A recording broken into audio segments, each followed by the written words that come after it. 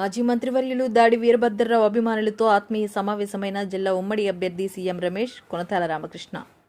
అనకాపల్లి జిల్లా అనకాపల్లి బ్యూరో రాష్ట్ర పరిధులకు పరిచయం అక్కర్లేని వ్యక్తి దాడి వీరభద్రరావు అంటూ ప్రశంసలతో ముంచెత్తిన సీఎం రమేష్ ఎంతమంది పెద్దలు మద్దతుతో అనకాపల్లి శాసనసభ స్థానం మనందరం మనిషి మచ్చలేని నాయకుడు నిజాయితీపరుడు అయిన కొనతాల రామకృష్ణ ఉత్తరాంధ్ర ఉత్తమ నాయకుడు అత్యధిక మెజారిటీతో ఆయన గెలుస్తారని స్పష్టం అవుతుందని ఆయన అన్నారు. సోమవారం అనకాపల్లి పట్టణంలో వివి రమణ రైతు భారతి కళ్యాణ మండపంలో ఏర్పాటు చేసిన మాజీ మంత్రివర్యులు దాడి వీరభద్రరావు అభిమానుల ఆత్మీయ సమావేశంలో ముఖ్య అతిథిగా పాల్గొన్న అనకాపల్లి పార్లమెంటు ఉమ్మడి అభ్యర్థి సీఎం రమేష్, కొనతాల రామకృష్ణ, దాడి రత్నాకర్, దాడి వీరభద్రరావు పాల్గొనడం జరిగింది. సీఎం రమేష్ మాట్లాడుతూ శాసనసభకు స్థానికులు మాత్రమే కావాలని అంటూ ఈ విషయంలో నాకు ప్రత్యర్థి పార్టీకి వారికి నక్కకు నాగలోకానికి ఉన్నంత తేడా ఉందని, 7 నియోజకవర్గాల రాష్ట్ర కేంద్ర స్థాయిలో కావలసిన పనులు ఎంత సులభంగా చకచకా పూర్తి అవుతాయో మీరే చూస్తారు అంటూ ధీమా వ్యక్తం చేసిన కూటమి పార్లమెంట్ అభ్యర్థి సీఎం రమేష్, సీఎం కానీ సీఎం మనందరి శాశ్వతమైన సీఎం అయిన సీఎం రమేష్ గారి గెలుపు అనకాపల్లి జిల్లాకే కాదు రాష్ట్రానికి ఎంతో కీలకమంటూ ఖచ్చితంగా భారీ మెజారిటీతో గెలిపించుకోవలసిన చారిత్రాత్మక అవసరం ఉందంటూ మనందరి బాధ్యత అని సీఎం రమేష్ పేర్కొన్నారు. మనకు వచ్చే పదవులు 16,800 పదవులు కోల్పోయాం బీసీలు. అంటే బీసీల్లో ప్రముఖ పాత్ర ఎవరిది? మళ్ళీ యాదవులది. అంటే ఎన్ని పదవులు కోల్పోయాం చూడండి. మనకి బీసీ సప్లైన్ అని పెట్టారు. 75,000 కోట్ల రూపాయలు సప్లైన్లో బడ్జెట్లో కేటాయించి ₹1 కూడా ఖర్చు పెట్టలేదు. ఆ సప్లైన్ అమౌంట్ అంతా కూడా డైవర్ట్ చేశారు. ఈరోజు బీసీ డిక్లరేషన్స్ మొన్న విజయవాడలో అక్కడ తాడేపల్లిగూడెంలో జరిగింది. తాడేపల్లిగూడెంలో జరిగిన బీసీ సప్లైన్లో బీసీ డిక్లరేషన్లో రానున్నటువంటి 5 సంవత్సరాల్లో ఈ పొత్తులో భాగస్వామి అయినటువంటి బీజేపీ కానీ, తెలుగుదేశం పార్టీ, జనసేన పార్టీ కానీ ఈ రానున్న 5 సంవత్సరాల్లో 1,50,000 కోట్ల రూపాయలు బీసీ సప్లైని కేటాయించి డబ్బు ఖర్చు పెట్టాలనేటువంటి ఆలోచనతోనే ఒక మేనిఫెస్టోలో మనం ముఖ్యమైన అంశంగా పెట్టుకున్నాం. అదొకటే కాదు, ఏవైతే పథకాలు బీసీలకు వర్తించే పథకాలు ఆపారో ఆ పథకాలన్నీ కూడా అమలు చేసే కార్యక్రమం చేయాల్సినటువంటి అవసరం ఉంది. ఒక రాజ్యాధికారం కాకుండా మన నామినేటెడ్ పదవుల్లో కూడా బీసీ 34% నామినేటెడ్ పదవుల్లో కూడా కేటాయించాలనేది నిర్ణయం కూడా అయింది. అక్కడ ఉన్నటువంటి సామాజిక పరిస్థితులు బట్టి వాళ్ళకి కంపల్సరీగా ప్రతి నామినేటెడ్ కమిటీల్లో 34% బీసీకి ఇవ్వాలి. ఇటువంటి ముఖ్యమైన నిర్ణయాలు చాలా చేయడం జరిగింది. ఇవన్నీ కూడా అమలు చేసే కార్యక్రమం చేయాలి. అసలు ఈరోజు తెలుగుదేశం పార్టీకి కంచుకోట ఎవరండి? యాదవ్. ఆనాడు మహనీయుడు ఎన్టీ రామారావు గారు ఏ ముహూర్తం మీద పార్టీ స్థాపించారో కానీ ఆయన శ్రీకృష్ణ భగవాన్లా చూశారు. ఆయన నమ్మి ఇప్పటికీ కూడా ఆ పార్టీకి పునాదులుగా మనందరం కూడా నిలబడ్డాం. అంటే ఎన్ని ఒడిదుడుకు వచ్చినా ఆ పార్టీ నిలబడి ఉన్నదంటే ఆ పార్టీకి పునాది బీసీలు, యాదవులు. అందుకే ఇప్పటికీ కూడా ఆ పార్టీ అంత గట్టిగా ఉంది. ఎంతమంది ఎన్ని పార్టీలు ఎన్ని రకాలుగా ప్రలోభాలు పెట్టి ప్రయత్నం చేసినా ఆ ప్రలోభాలు ఏమీ చల్లలేదు.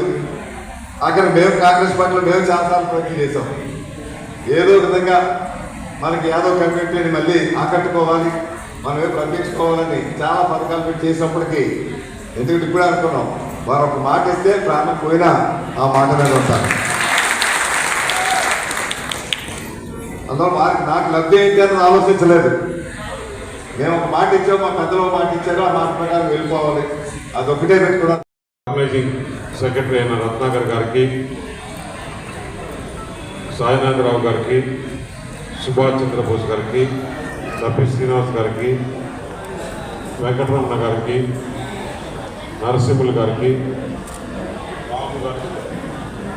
రాము గారికి, సింహాచలం గారికి, శ్రీరాములు, మువ్వల రాము, శ్రీనివాసరావు గారు, రాము యాదవ్, శేఖర్ యాదవ్, అలాగే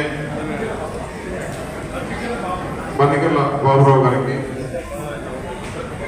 మన పిఎన్ మాధవ్ గారికి, వేదిక పైన ఉన్న పెద్దలందరికీ పేరు పేరున సమయం లేదు కాబట్టి అన్ని పేర్లు చదవలేకపోతున్నా. ఇక్కడికి వచ్చిన యాదవ సోదరి మనులందరికీ కూడా నమస్కారాలు. ముఖ్యంగా నేను చెప్పాల్సిన విషయాలన్నీ కూడా మొత్తం రత్నాకరు చెప్పేశారు.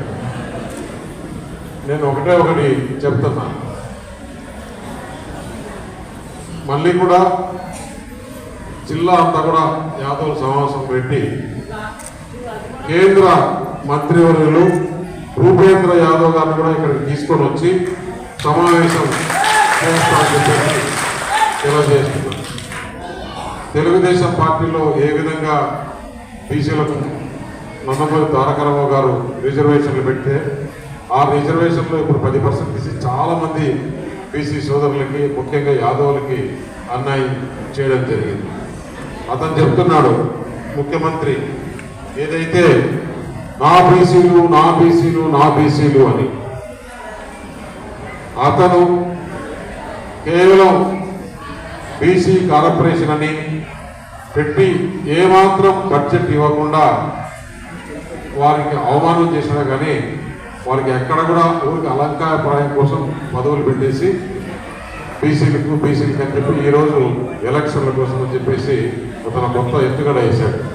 నేను చెప్తున్నా, ఇప్పుడు తుని నుంచి ఉత్తరాంధ్రలో చూస్తే 3 తుని, ఇక్కడ గాజువాక, అలాగే విశాఖపట్నంలో 3 అసెంబ్లీ స్థానాలు ఇప్పుడు ఈ కూటమి నుంచి బీసీలకు ఇవ్వడం జరిగింది.